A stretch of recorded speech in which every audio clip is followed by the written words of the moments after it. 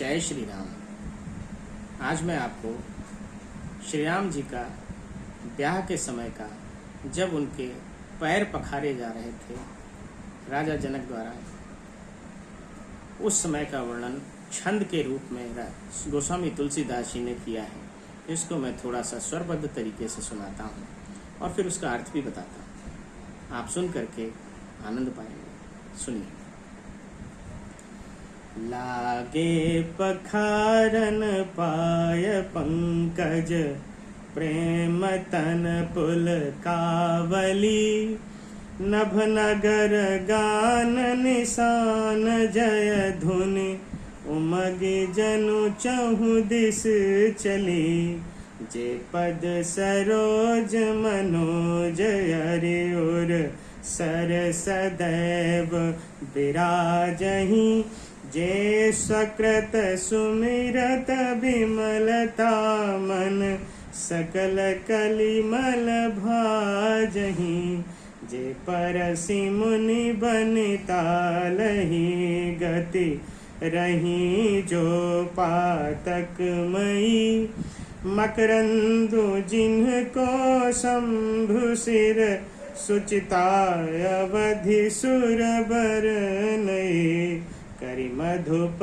मन मुनि जोगी जन, जे से अभिमत गति लहै, ते पद पखारत भाग्य भाजनु, जनकु जय जय सब कहें, बर कुंवरी करतल जोरी साखो, चारु दो कुल गुरु करें, भयो पानी गहनु बिलो की विधि सुर, मनुज मुनि आनंद भरे, सुख मूल दुलह देखी दंपति, पुलक तन हुल स्योहियो, करिलोक वेद विधान कन्या, दानु नृप भूषण कियो, हिमवंत जिमि गिरिजा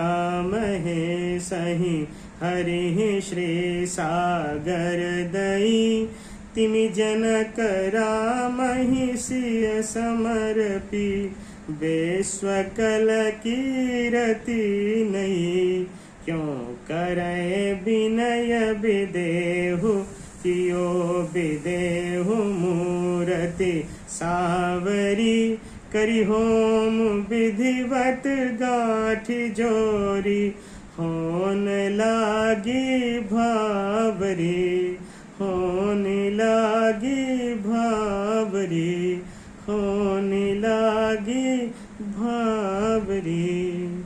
जय धुन बंदी वेद धुनि, मंगल गान निशान, सुनि हर सही बर सही विबुध, सुर तरु सुमन सुजान, कुंवर कुंवरी कल भावरी देही, नयन लाभु सब सादर लेही, जाई न बरनि मनोहर जोरी, जो उपमा कछु कहो सुथोरी, राम सिय सुंदर प्रतिछाही, जगमगात मणि खंभन माही, मनहु मदन रति धरि बहु रूपा, देखत राम बियाहु अनूपा।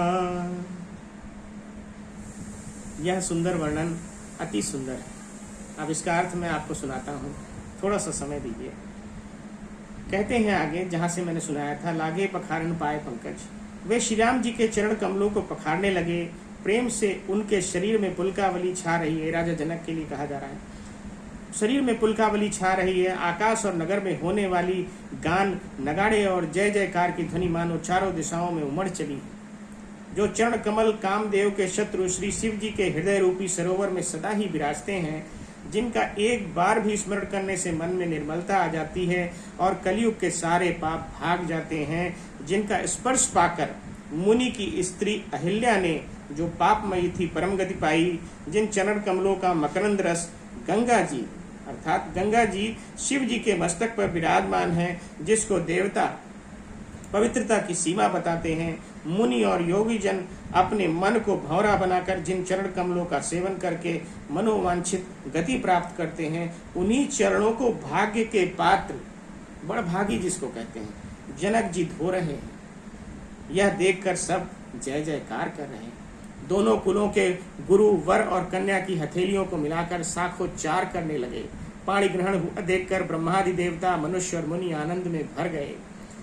सुख के मूल दूल्हा को देखकर राजा रानी का शरीर पुलकित हो गया और हृदय आनंद से उमंग उठा। राजाओं के अलंकार स्वरूप महाराज जनक जी ने लोक और वेद की रीत को करके कन्यादान किया।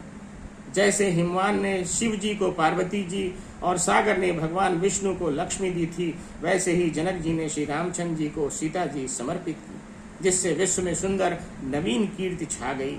विदेह अर्थात जनक जी को विदेह कहा जाता है। विदेह अर्थात जनक जी कैसे विनती कर, उस सांवली मूर्ति ने तो उन्हें सचमुच विदेह अर्थात देह की सुध बुद्ध से रहित कर दिया। विधि पूर्वक हवन करके गठजोड़ी की गई और भावरे होने लगी। जय ध्वनि, वंदी ध्वनि, वेद ध्वनि, मंगल गान और नगाड़ों की ध्वनि सुनकर चतुर देवगण हर्षित हो रहे हैं और कल्प वृक्ष के फूलों को बरसा रहे हैं। वर और कन्या सुंदर भावरे दे रहे हैं। सब लोग आदर पूर्वक उन्हें देखकर नेत्रों का परम लाभ ले रहे हैं। मनोहर जोड़ी का वर्णन नहीं हो सकता। जो कुछ उपमा कहूँ वह थोड़ी है, तुलसीदास जी कहते हैं। आगे कहते हैं, जो अंतिम पंक्ति है, राम सिय सुंदर प्रतिछाही, जगमगात मणि खंबन माही, मनहु मदन रति धरि बहु रूपा, देखत राम बियाहु अनूपा। इसका क्या अर्थ है? श्री राम जी और श्री सीता जी की सुंदर परछाई मणियों के खंभों में जगमगा रही है।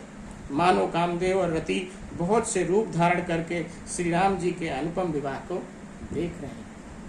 तो इतना सुंदर वर्णन गोस्वामी तुलसीदास जी का कि मन मोहित हो जाता है। जय श्री राम।